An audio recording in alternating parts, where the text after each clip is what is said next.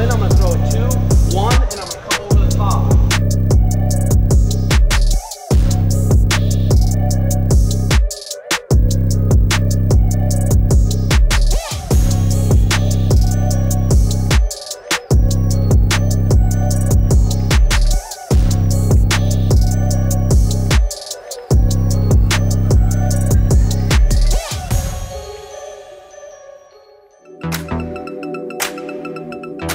We running, baby? Yep. Oh, wow. What a freaking beautiful day. Woo. Got a lot going on. God dang it. We bleep that cussy. Grab yourselves a cold refreshment. Let's go. Have yourself a slurp. Get that posture up, huh? Ah.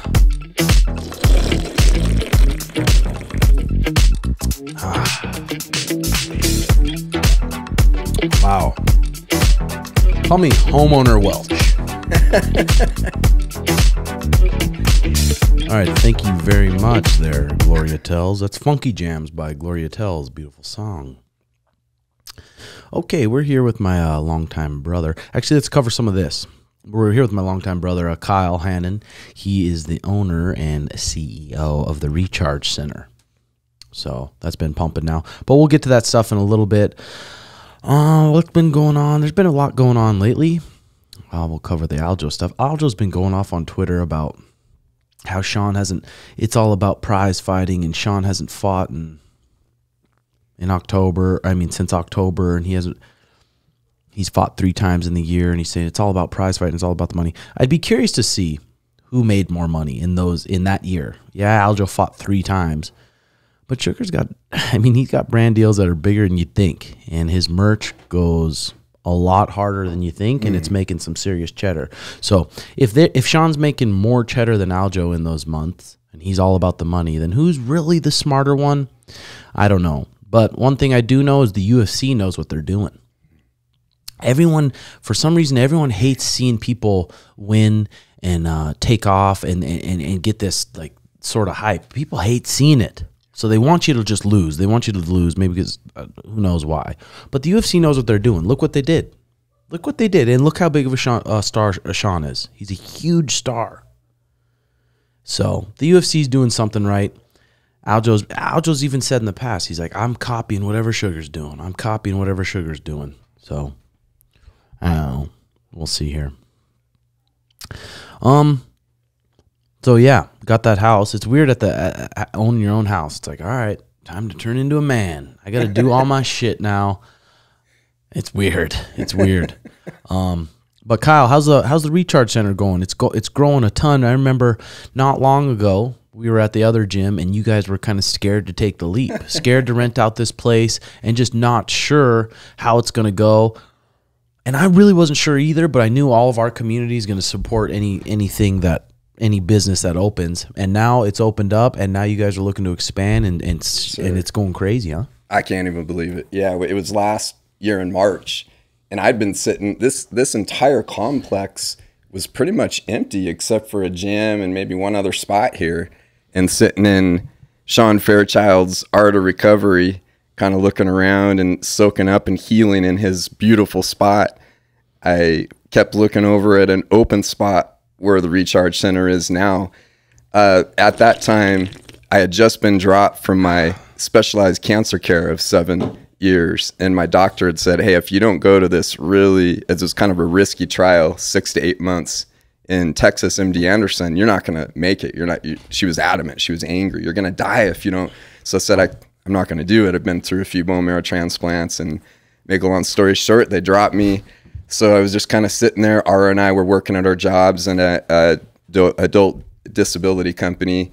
And I was like, man, maybe I won't make it through the year. And I thought Ara's dream has always been to cook since a young age. She'd hustled in the Philippines. She lived in a very kind of low economic village where they had like dirt floors and things like that. So she would hustle on the side, and she'd cook.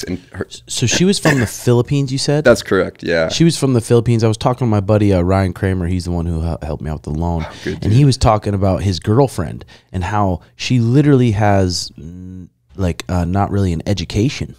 They had to drop out of school in 8th grade, work a job, like a full-time job, 60 hours a week for like $200 a month. Right. I mean, yeah, or 7 days a week, 10-hour days, and they just don't even have an education. So growing up in that area, it's hard to even understand. It's to not have any education, to not know much about history, to not know how to read great.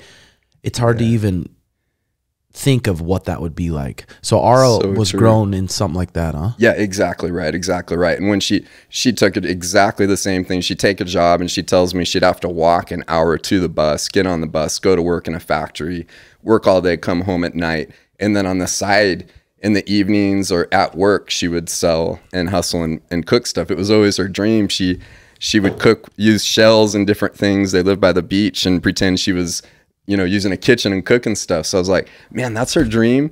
It's there. And something I've been stuck on lately is there's never a perfect time. I think if you really want to do something that you believe in and you're passionate about it, it's not going to be perfect.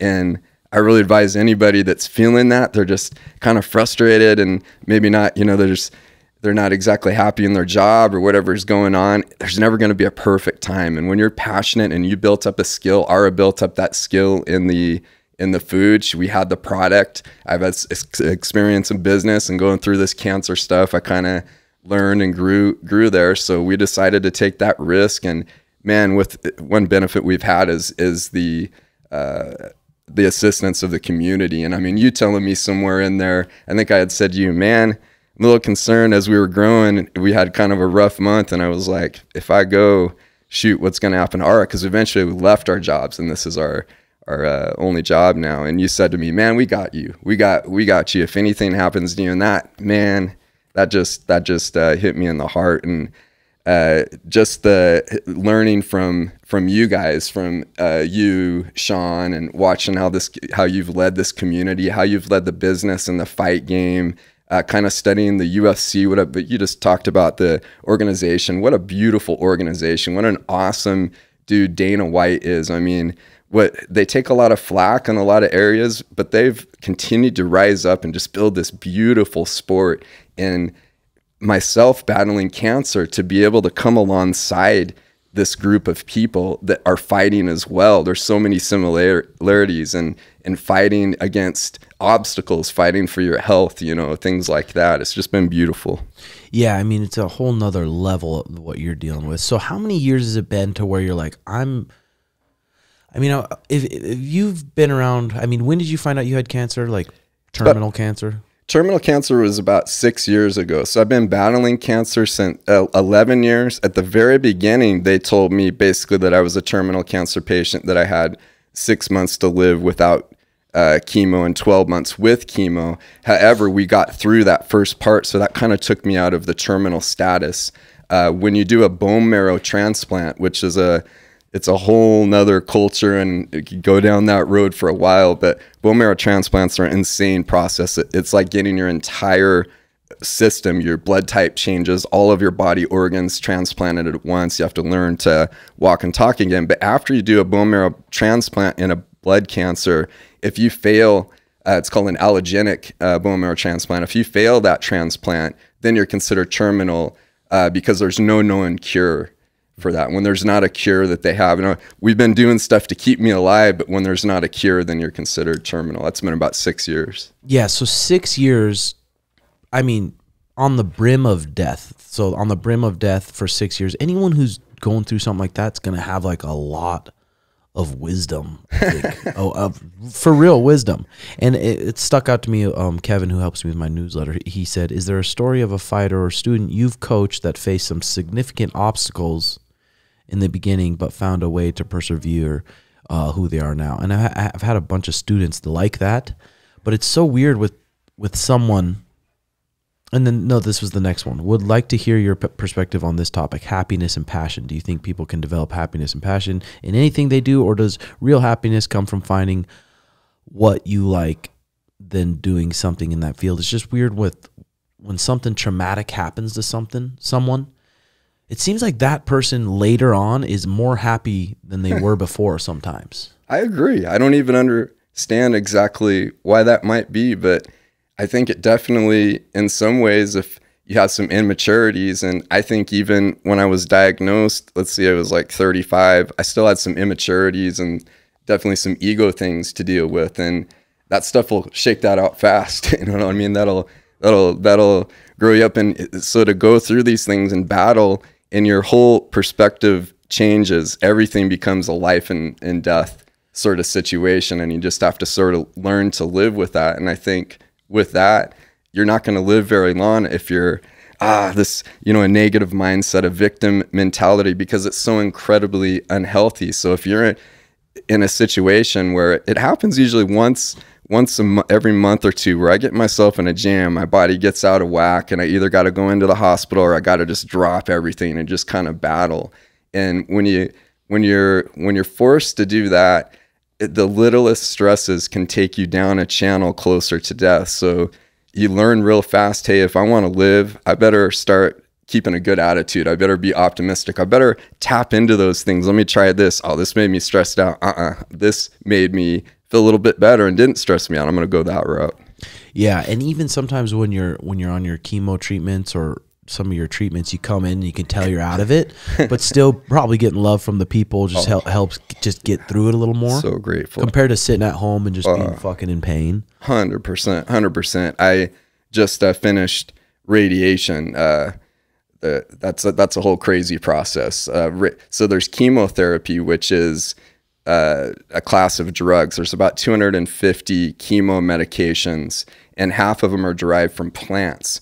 And those are all different forms of medication that attack particular cancers in your body. You go into the genetic code of a cell in your body, like blood cancer. It's an entirely different thing, but they get into the genetic code of the blood cancer, and these chemo drugs go after that specific protein, and they target that. So that's chemo. It goes in through a port, and that attacks the cancer, and we can get it, you know, over time. Different chemos, I'll get used to it, so then we have to switch to a new one. We try different forms, and chemos are always developing new forms of chemotherapy. But radiation is a different form of treatment for cancer, where it's basically this laser beam, and it's usually used only for when you have tumors. So like in my case, I had emergency radiation because we had, all of a sudden it started growing really fast. We think it's a response from the last trial that I had, where I was growing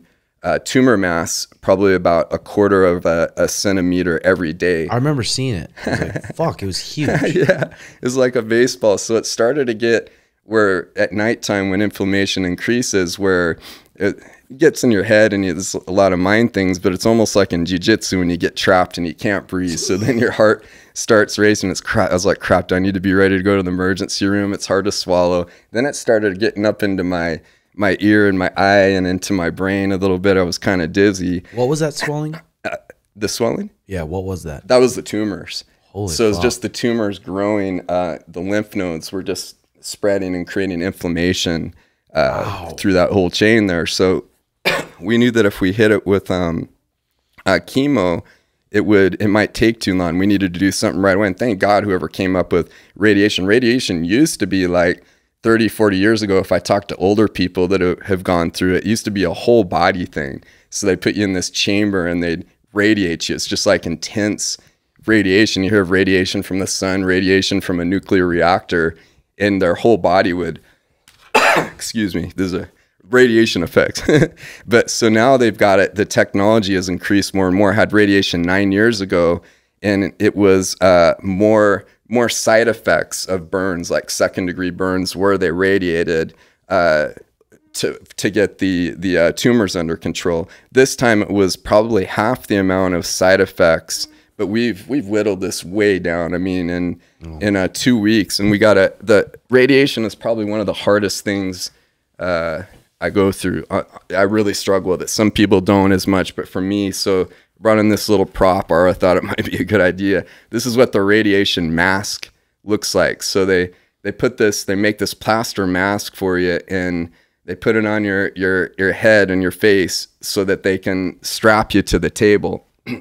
So you're locked down in this thing. And claustrophobic wouldn't be good, huh? Extremely, because the pressure of the mask, it doesn't fit you exact, because they want you to not be able to move even a micrometer, because it's so important that those lasers, that they can get the best effectiveness out of them. Wow. So you're in that thing. The very first day, I had this big mass here, and then when they put the mask on to set me up for the first radiation, the pressure was so insane. My heart was racing. I couldn't take a breath in. I don't know how much of it was mental and how much of it wasn't, but I've really experienced a high level of anxiety.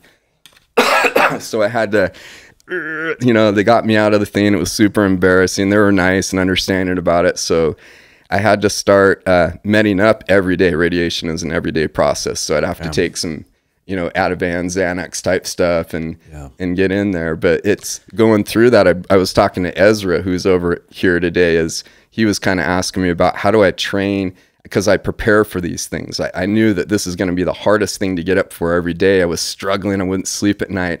So I started training sauna suit and put wet carpets and wet towels over me, so I would feel that feeling of being claustrophobic and get my heart rate. So that way, when I went to the radiation, I was like, I've already been through the worst, kind of like fighting. I trained for the worst. Now I'm ready for this. Yeah, probably something like that. I feel like just being able to almost like just tap into your breath, follow your breath, and just have that, just focusing on that would probably help. But yeah, we were talking about good times to just kind of dive in and follow your passion. Ezra Elliot here, he's been a Jobin for how many years now? How many years? When did you start listening to the pod? It would have been when I was a junior in high school. So I just turned 23. I've been probably like 17, maybe 18. So 17, yeah. So you've been around listening to the pod since the beginning. And Sean was mentioning to me that you were in high school and really good wrestler, state champion, and thinking about going to wrestling college, doing some just normal shit. And then what made you just decide, I'm going to take the leap and try to fight? So I did go to college at first, kind of just followed the crowd. I feel like everyone that's a pretty good wrestler always wrestles in college, So basically all my buddies, they went on to wrestle in college, so I just did the same thing. And I got there, and I went to a D2 school called McKendree, and I was there for maybe 4 weeks. And you started the wrestling program? Mm-hmm. And maybe on the third week, I was like, this ain't for me. Really? I was never very good in school, too. I was kind of getting bad grades already, and I called my mom. I was like, I think I'm going to drop out. And what was her response? She wanted me to. They didn't even really want me to go to college. They wanted me to come out and fight. That's really? what my parents wanted me to do. Wow, that's cool. That's rare. And then I told Kiara, my girlfriend, so I was like, because she had an extra year of high school, so I was like, I think I'm going to just work for a year, save up money, and then we're going to move down to Arizona. And then she was all on board for it. So was it something that we heard in the pod where you're like, fuck it, I'm going to let it rip, or what? Yeah. So what kind of happened is I had heard about the lab and everything from you guys, saying you guys trained here and stuff. Mm-hmm. And I looked up to you guys, so I was like, man, I could see myself doing that one day. And there was a guy that used to coach me in high school named Trace. Mm-hmm. And I was on Instagram like one day, and I seen he moved down here. He had moved down to train at the lab, so I was like, that's my Trace, connection. I remember him. Little smaller kid? No, he's a wrestler. He's pretty big. No, I do remember Trace from Illinois. Yes. Okay, Yep, so I knew him. So when I seen he moved down, I sent him a message. I was like, would you care if I come out and train and stuff? And he was like, oh, 100% you can come in. And I already kind of knew I was going to move here, but I came in, and like first day, I was like, yeah, we're moving down. This is where we got to be. Yeah, and we just got done. Ezra's a hell of a grappler, I tell you what. He gives everyone serious issues. I've never, and for you being an amateur, I'm like, wow, that's freaking crazy. But that's just the new age of fighting now. Kids are just proteges at an early age. But you just got done going 3-5s with Suge. You're going to be helping us a lot for this camp with Aljo, just because you're long, lanky, you're great at taking the back. You just got great front headlock chokes. Your timing on your shots is money. What do you think the difference between going 3-3s is compared to 3-5s? Because there's a big one in there. Yeah. I feel like the threes, I just feel rushed on the ground. I get the takedown, and it's like I feel rushed to get the submission. I feel like in the 5, I can like kind of drown people with pressure on top. You got more time to work, but also if they get up, they got more time to get the round back, which like kind of similar in jiu-jitsu too. It's like in 5 minutes, it feels like you can't do anything, but in 10 minutes or 8 minutes, it feels like you can, if someone pulls guard, you can wear on their posts for a while. You can wear on them, and start investing later in the match to where it can pay off. But it was a big change for me, 3 minutes, especially if you're an explosive person. You got to be very careful when you use that explosiveness, and your pacing's got to be completely different. And it's a big leap being able to go 3 3s to 3 5s. We're wrestling a lot, and you're helping us out a lot, and look forward to that. How's it been just living as an amateur? Have you been doing a good job at just being broke and being able to survive? Yeah. So, yeah, you know, you've already lived the life. So, I don't know, just trying to eat healthy, live clean. And how do you try to eat healthy and eat clean on a budget? What's your tips?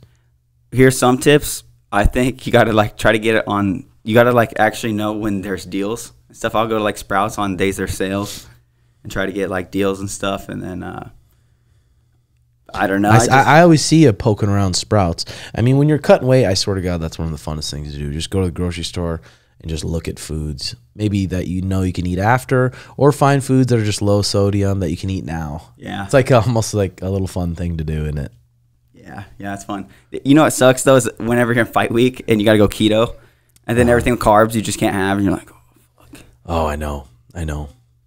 So other than that, you've been enjoying living in AZ. Yeah, I love it here. Yeah, if you want to follow a fighter early on in their career, give Ezra a follow. I'll have Jay throw it up on the screen, his Instagram, but you'll see him in UFC in the future, I guarantee it. And just got announced the Saeed Nurmagomedov versus Kyle Phillips. Wow, that's a fucking good fight, bro. Let's go. That's like a top 5 fight. That Saeed kid is so skilled. He's so skilled. He's so tall. He's got a lot of tricks on his feet. He's a very good grappler, and that's pretty much the same as Kyler. So athletic, so good on the feet, such a good grappler. Sparring Kyler's like a different level, huh, Ezra? Yeah, he's good everywhere. And he did gymnastics as a kid too, so his balance is so good. It's like I'm so much bigger than that kid. It pisses me off when I can't take him down. I'm like, I'm so much bigger and stronger than you, and it's just so hard to fucking take down. His skills are next level. I'm pumped for that fight because that's August 5th. That's sneaking up on us real quick. So that'll be good. So you guys are even talking about for the Recharge Center, starting to think big and start possibly getting your own big kitchen, and then maybe start franchising it, and then hopefully one day we can have like a big, huge gym like we were talking about, where we have the Recharge in front and then just a huge, nice gym. Man, absolutely. I got to say first, I've gotten to know Ezra pretty good. One of the best dudes I've ever met. We took a little hike with Keith Black Belt over from the lab, and somewhere out in the boonies somewhere, and with drugs. I think there was a couple of fungus involved, something like that, and yeah, so we went back there and had a good amount, and part of the trail had gotten damaged from the storm, so we ended up somewhere along the way to get out of the spot. We had to swim up a creek, and it was a cold time of the year. We swam up a creek about a mile, I think. Ezra and I went through it together. You know, you swam up a creek? Yeah. Oh. And we it was just in canyons, and we planned to get out of there at like 4 in the afternoon. Didn't get back until midnight. Everybody was worried. Ara had Jakar and Levi with the Rangers looking for us and stuff like that. We went through it, and you get to know somebody. It's maybe when you train, you know, you spar or whatever, you get close to them. But Ezra and I got to know him good. He's one of the smartest, awesomest dudes ever. I can't wait to just watch how his career goes. And Kiara, his girlfriend, her sister moved down, Kaya, recently. She's 18, and she started working for us a couple months ago in the Recharge Center as we're expanding, and she's just been a huge blessing. I mean, she stepped in there. yeah, we're looking to expand. It's a super exciting time. I'm trying to kind of sparked by Sugar. He said he's given us a lot of shout outs and really helped us build the business. You guys have been such a huge part of it. Every time you give us a shout out, I swear we get like 10 new people following us and new customers. Super grateful for that. But learning about this franchising is a whole new world of business. We had some guys come in and analyze the business for, future franchising and to give us some feedback of what to do. And they went back into our kitchen and they were just shocked. They were like, "What? How the heck has Ara been?" We call her Chef Mom Ara. How's she been doing this? How's she been cooking? Because we don't have any sort of official kitchen. There's just some propane tanks and Couple of ovens. there's no ventilation. The owners have been so supportive here in this building, but they're like, "You guys got to get out of here ASAP." But they told us that they cannot believe that our output on the days that we do business, Mondays and Thursdays, our pickup days, they said that we're on par with what a Subway does for business. Whoa. So how many meals? We're hitting about 200 to 250 per day. So when What? I know, right? So, Jesus. And sometimes it's just like Kyle, our SB from our gym is back there. Oh man, they've been working so hard back there. I mean, they're hustling it. And I watch them all just become better and better at their jobs, at chefs, at cooking. I mean, they're Kaya's learning, SB's learning. She's so fast when she chops. It's just like, who's fast? Ara's fast, but SB and Kaya are catching up. They're starting. It's like there's levels to it. It's like, they start out as white belts. Now maybe they're moving up to blue belts. It's just some work or whatever. But these guys, they analyzed it and they recommended that we do for franchising, it's called a hub and spoke business. So like a Dunkin' Donuts, they cook all of their donuts in one kitchen. So what we're looking to close on now is just a dedicated kitchen. So that's all we do in that space. It's got, we're looking at a spot. It's hard to find a kitchen too. We didn't realize it's a rarity. It's especially if you're in a nicer area and things. So we're getting a kitchen, not in the best area, but that's kind of how we've been doing things. I kind of followed your guys' suit and how you started in a warehouse. I mean, there's no reason to go into debt and open up some super fancy spot. Get the business, settled first. Yeah, I've been around too many gyms even that they're just like, okay, we're going to do this. We're going to go to the bank and get the fattest fucking loan we can. I have one gym recently I worked at. Before I opened my own spot, they just went out, got $190,000 loan just to get going. I'm like, all right, man, you're taking a risk here. But finding the old dumpy mechanic shop that we had, where it's $900 a month, recharge center right now is super cheap, and being able to build up that way, because you envision yourself having a gym, you envision some nice thing, but you're not always going to be able to start that way. That's one thing I feel like we really did right is move up 900. Then I got that 2,500 square foot place. That was $2,500 a month, covered it pretty easy, and now we're here building up, and then we'll build up again. So moving up that way was nice. But how nice is it having a girl that is passionate and that can cook good? Man, I can't say enough good about Ara. She's been a godsend. We had a little at the very beginning. We had our struggle in the relationship was when I would get sick and I'd start to go towards death. I'd feel really guilty that she kind of had to start paying more attention to me. And then I think, man, why?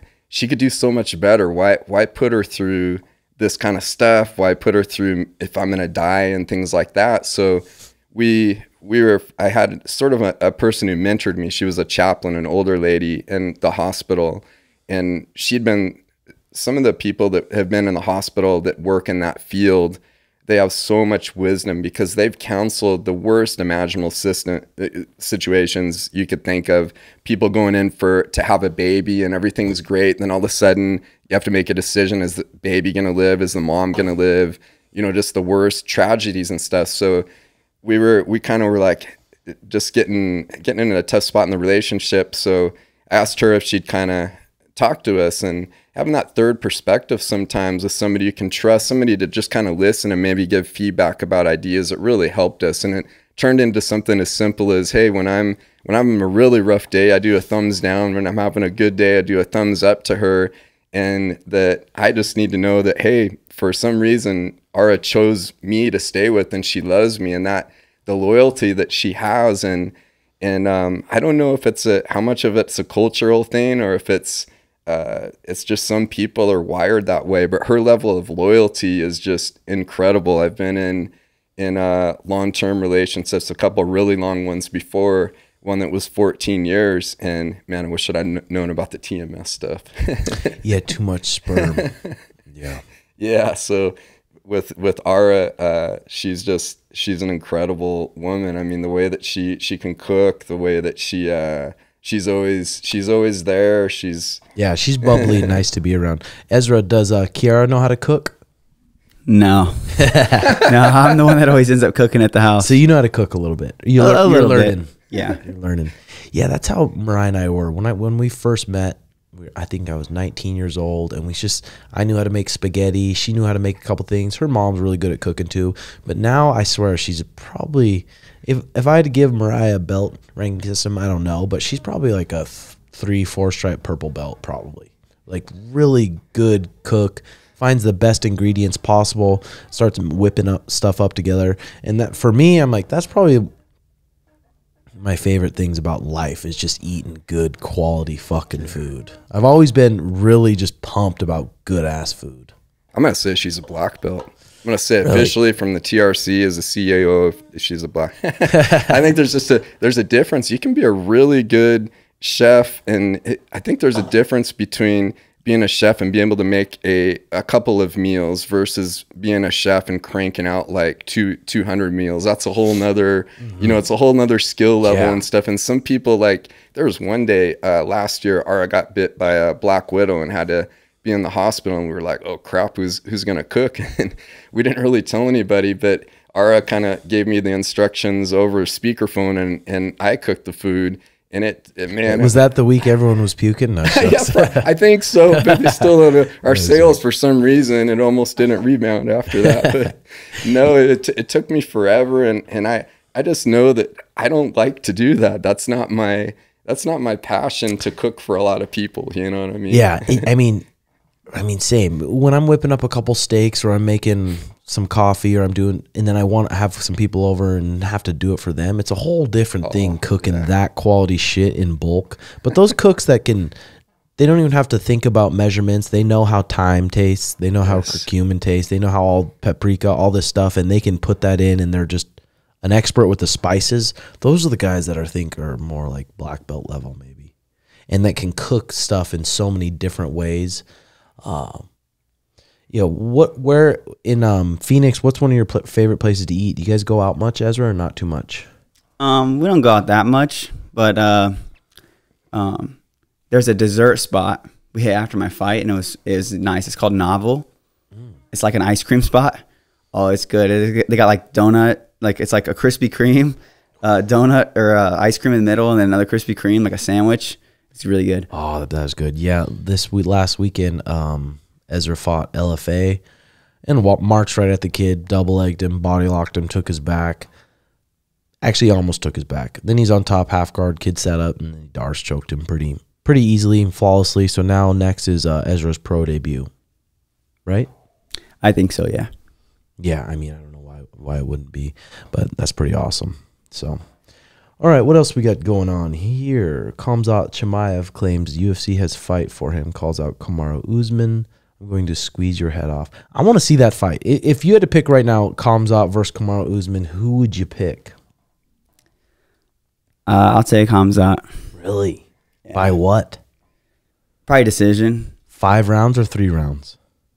If it's a 3. If it's a 5, actually, I'll probably take Kamaru if it's a 5. Yeah, I would too, because Kamaru's so good at fucking pacing himself and that. But you don't know how beat up Kamaru is. I hope they make that fight. Like, why not? Just fuck it, make it. That's going to be a huge fight. But if I had to pick right now, I guess it depends on what weight. I feel like Kamaru might beat him. But 3 rounds, yeah, like you said, Khamzat might be able to ragdoll him depending on what weight it's at. Dana White says, if Tyson Fury really wants to fight John Jones in the UFC, I will make it happen. Tyson was on Twitter because Joe Rogan said if John Jones and Tyson Fury were in the same room, that Tyson Fury wouldn't be making it out. And you got to agree with that. I mean, I think boxers have a an idea in their head. They think they're going to be scrappy, and just being scrappy is going to be enough. People who've never done jiu-jitsu or wrestling, they think you just be scrappy. No, I'm not going to give up. I'm just scrappy. It's like scrappiness doesn't work against very fucking good people, especially black belts like John Jones. You can be the scrappiest motherfucker in the world, and he's still going to strangle your neck. So I would recommend if you're a boxer, just a pure boxer, it's cool because I love boxing. But if you think you know how to actually be in a real fight, just go to your nearest jiu-jitsu academy and say, hey, I want to roll with your best guy. I want to roll with your best guy, and let's roll for 5 minutes, maybe 10 minutes, and then you'll have a good idea on like, wow, that's something completely different than I thought. Man, that is so true. Right? I think a lot of guys, I kind of used to be like this too. You're hitting the bag and you're like, I can punch like the guy I see on the screen, but it's totally different when you come into a gym and you're not thinking either the grind that these guys keep to even take a fight is to show up and train around other people and the things that you go through. It's not just standing in front of the bag and throwing some punches. There's a little bit more to that. Yeah, and then it's a whole different level when you have someone and it's not in training, someone's in front of you and they're actually trying to hurt you. They're not trying to pull punches, they're trying to hurt you. That brings a whole nother anxiety to the fight that's going to make you more tired than you can even imagine. But this is what Aljo said. He said, first off, he said, O'Malley slammed Sterling, stating, you have 4 months to get ready, take 2 months off, heal up, and then train hard 2 months. It ain't fucking science, or is it? He was joking when he said that. And then Aljo says, first off, it's not science, you freaking numb moron. It's called math. Yeah, well, we're joking, and if you watch that pod, you should know that there's humor involved. Sterling said in a video post on Twitter, mathematics you probably forgot because you might have dropped out of high school, or maybe you smoked all your brains away. Like, man, if he smoked all his brains away and dropped out of high school, and he's good chance he's a lot more rich than you with more houses than you, then whose brains are really away? And you completely forgot the difference between science and mathematics. When you're dealing with numbers, you know the big numbers that I make when I cash out for whooping that ass. As I said, I'm going to show up August 19th. Not because of you, not because of the fans. I'm showing up because Dana White is cutting that check for August 19th. I know he says in his videos how healthy he is and stuff, but we'll see. We're going to find out. You said that Sterling really, before he wanted to kind of be like Sugar. You see, he said that. Yeah. So do you think he just doesn't know how to do it? He's trying. I look at Cejudo and Sterling, and it's like they're not understanding that sense of humor sort of thing. They're taking things too seriously, and I feel like the last fight and the press conference and everything, the UFC, I almost feel like they need to put some PR or somebody that can help them manage, kind of like the WWE does. Like, don't say this, don't take this attitude. Yeah. Yeah, I mean, I feel like you're either naturally kind of funny or you're not. That's true. That's a good point. But Sterling's doing a good job. He's growing his YouTube. He's grinding on his YouTube. His YouTube stuff's going up. He's the best bantamweight. He's the best bantamweight of all time. He's got to be. Would you agree, Ezra? Who's a better bantamweight? I mean, you could say Renan Barão, but then when the USADA came in, that changed. I think he's definitely the most dangerous bantamweight there's ever been. Yeah, I'd say he's the best bantamweight like right now there's ever been. But people just don't get behind him. Like, why? I think it's part of it's got to be his style, right? Because Sugar, like, he's exciting. Yeah, he comes out, he lights people up, and no other 135er flatlines people. One shot KOs him and walks away like Mark Hunt. Yeah, that could be it. And then right now it seems like it's kind of in, like the curly hair, the tattoos, all that kind of stuff's kind of in. But Sterling, I mean, he doesn't seem like a terrible guy. Like, he's not near as cringy as Henry. I don't know why people aren't getting behind him. Maybe they are more now. Yeah, I feel like also this fight, I think Suge's just got such a big fan base too. So this one, like, he hasn't beat Sugar, so I feel like right now, like, everyone's kind of like against him, like, in the way, like, because he hasn't beat Sugar. So but I felt like the Henry fight, I feel like most people were going for Aljo over Henry. Yeah, for sure. I mean, just because Henry's just how arrogant he is, it seems like. And part of that's for the camera. He's probably really not like that in real life, or maybe he is. I mean, when you're 5'2" and you have a lot of accolades, maybe you just want to act certainly, I don't know. And then Aljo says, other than that, I'm showing up because Dana White is cutting the check for August 19. Other than that, you call no shots. I call no shots. So let's stop pretending all this other nonsense. What this is going to be is 97 days between fights. Last time I checked, I thought that was 3 months, not 4. I mean, maybe it's science. Maybe there's something to this. Maybe the way you do your math is completely from me, but I'm going to take the time off, heal up. Obviously, I had the discipline to become a champion. And he said Sugar Shane fought one top 5 guy who whooped his ass. Definitely didn't, but was handed a decision, took 11 months to prepare for me, and he calls me I'm not fighting enough. Yeah.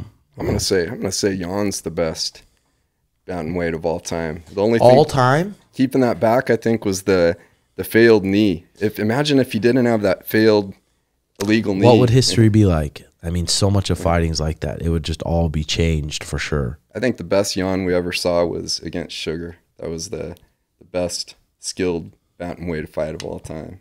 Yeah. I mean, that was a sick fight. I'm striking match wise, it was fucking sweet for sure. And I think the best bantamweight fight I've ever seen was just in this cage with Ezra and Sugar. Oh, just now. That was a good scrap, wasn't it? Man.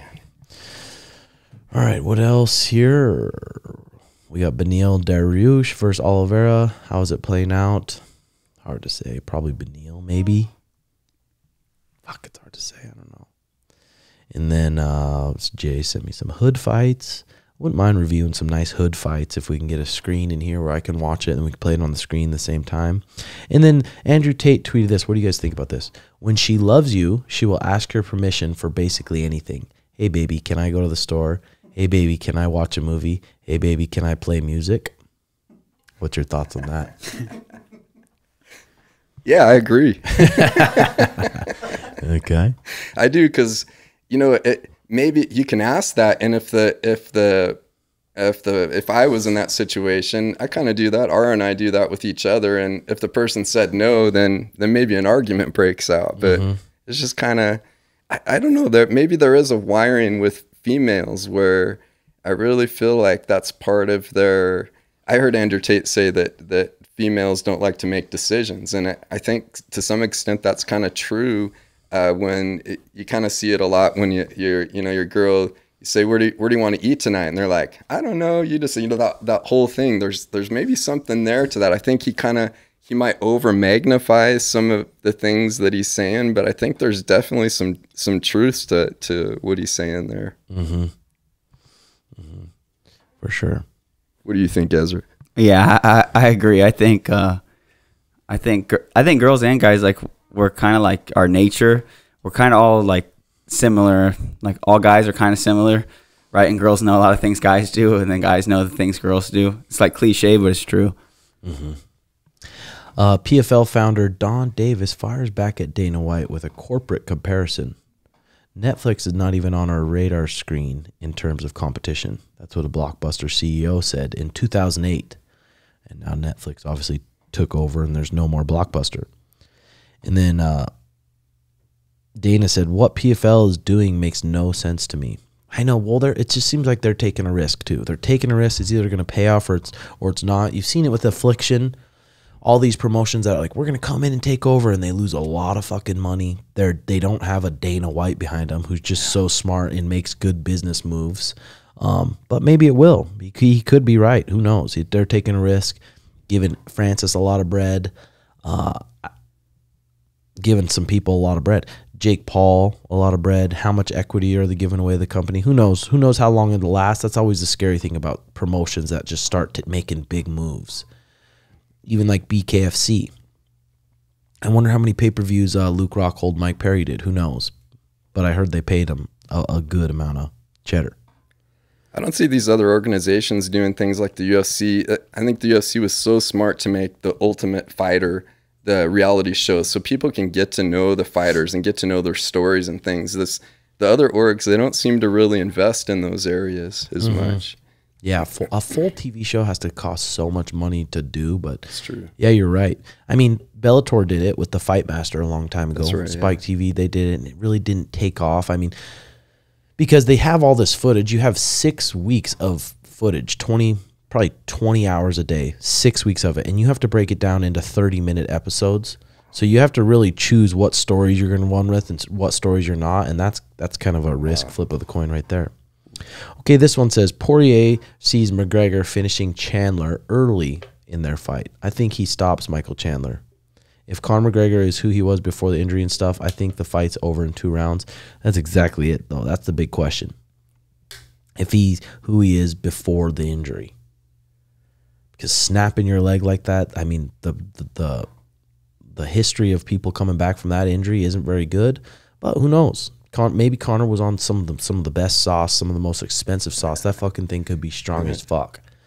I want to see Conor come out and do good. Me too. And I'm just so curious with Chandler. Is he gonna? I know everyone's saying you gotta go wrestle him at the first. You gotta go wrestle him first. Big moment, huge fucking moment. Now you're in there with Conor McGregor. Is he gonna just go balls to the wall like he does every time? I'd probably say yes. But I think he would be smart to just force some scrambles, force him to wrestle a little bit, zap his energy, take his pop away from his punches a little bit. But we'll see if he does. If you have to bet money right now on that, Ezra, who would you pick? I would take Conor. They're both so jacked right now. I don't even think they're gonna look the same as they have. Well, Chandler's always like jacked like this, but Conor, I don't even know if he's gonna look like the same guy at all. Mm-hmm. Mm-hmm. And in Michael Chandler, he's got his hands kind of down, and he swings really heavy, and he swings so hard. A lot of times, he's really off balance.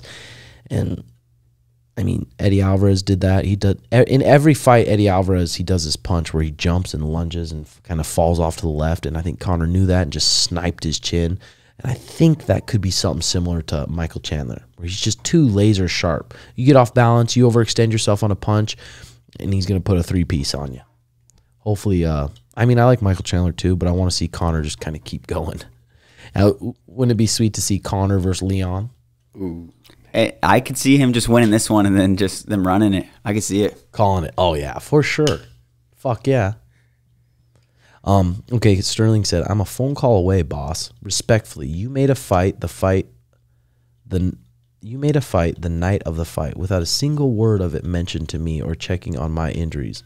I have a personal life outside of fighting, but once again, I'll show up and piss in everyone's Cheerios again. I mean, yeah, that does suck. That does suck. It is impressive to have that turnaround that quick by Aljo. We'll see.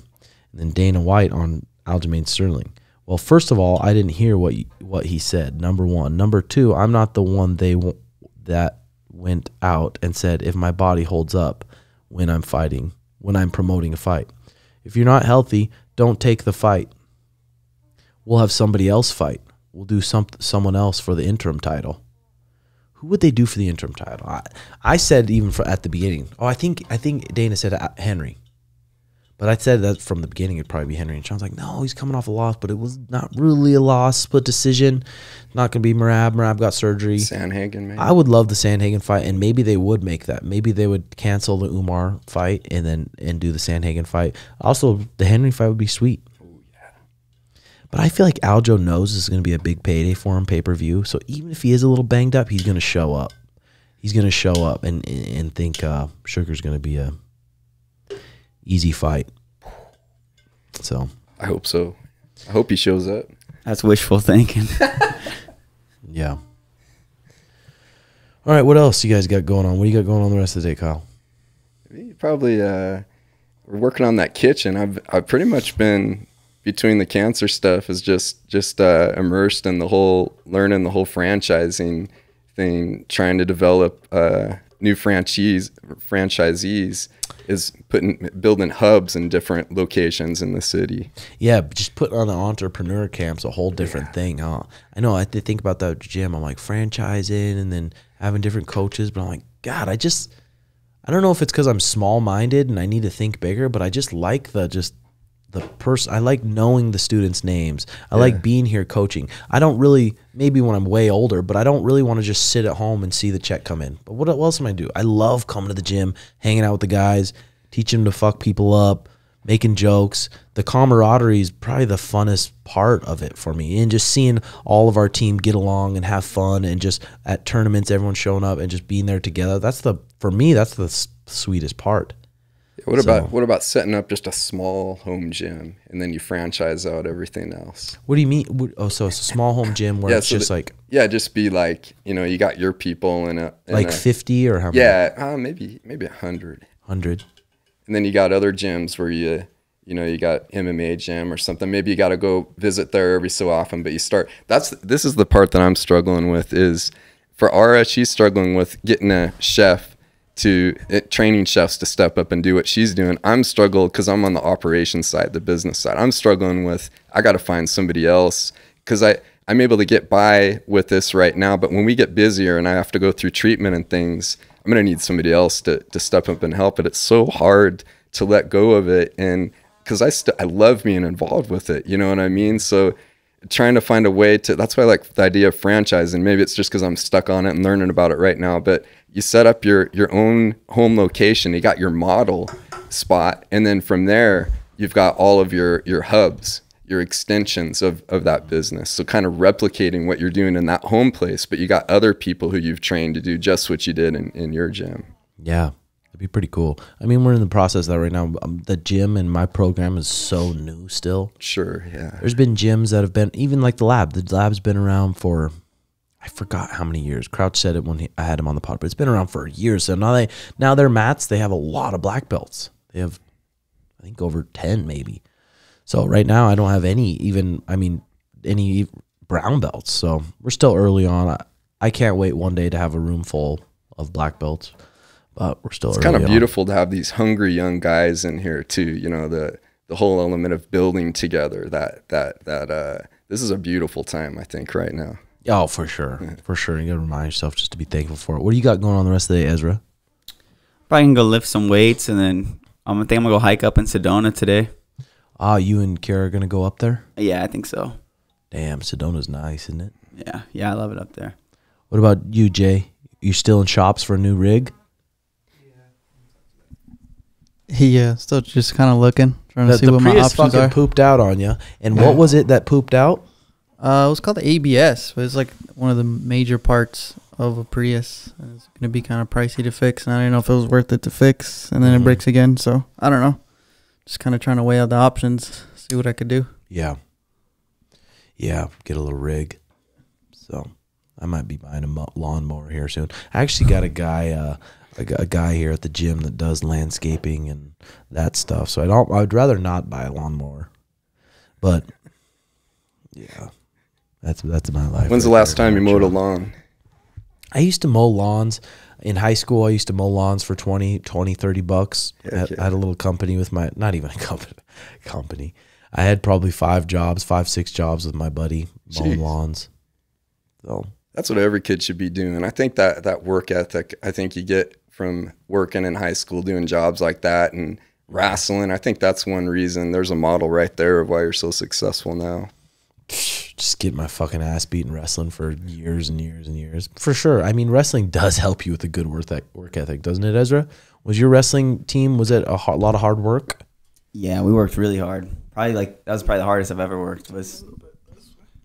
Yeah, probably in high school was probably the hardest I've ever worked ever. Mm-hmm. And you're going to lunch and you're eating some Taco Bell, getting a Mountain Blast Deuce, slurping it down, then go to the wrestling room, try to cut 5-6 pounds.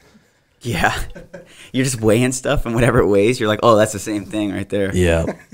And then I remember cutting weight for my wrestling one time, and then right after I got off the scale, I just cracked a Slim Fast and just chugged it. Got some I remember they'd always buy cereal, so I got some Captain Crunch right after that. Went and wrestled, about shit myself, got pinned. Then didn't show up for the second day. So that's it. All right, ladies and gentlemen. Thanks, Kyle. Thanks, Ezra. Thank you. Thanks, Jay. Hit that like and subscribe button, and then patreon.com/Red Hawk Academy. I've just been doing some normal vlogs. I'm doing a preview of my newsletter. Videos of breaking it down. The newsletter's growing also. Free newsletter each week of just the gems of each week.